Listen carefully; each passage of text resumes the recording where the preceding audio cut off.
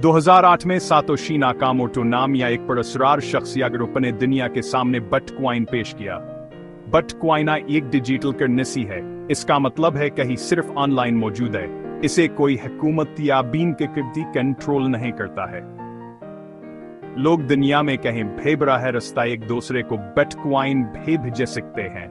यह ब्लॉकचेन नाम या एक खास टेक्नोलॉजी के जरिए मुमकिन हुआ है।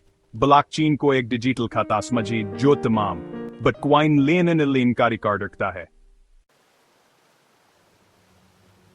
बिटकॉइन गैर मरकजी है।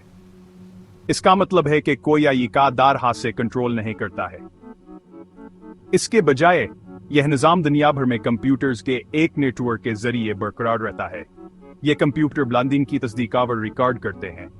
ब्लॉकचेन एक अवामी रिकॉर्ड की तरह है जिसे हर कोई देख सकता है। यह शफाफियत निजाम में एतमाद को यकीनी बनाने में मदद करती। कभी भी सिर्फ 21 मिलियन बिटकॉइन होंगे। यह महदूद सप्लाई इन चीजों में से एक है जो बिटकॉइन को कीमती बनाती है। नए बिटकॉइन माइनिंग नामी अमल के जरिए बनाए जाते हैं। माइनर पेचीदा रियाजी के मसाइल को हल करने के लिए ताकतवर कंप्यूटर्स का इस्तेमाल करते हैं। मसला हल करने वाले पहले माइनर को नए बिटकॉइन से नवाजा जाता है।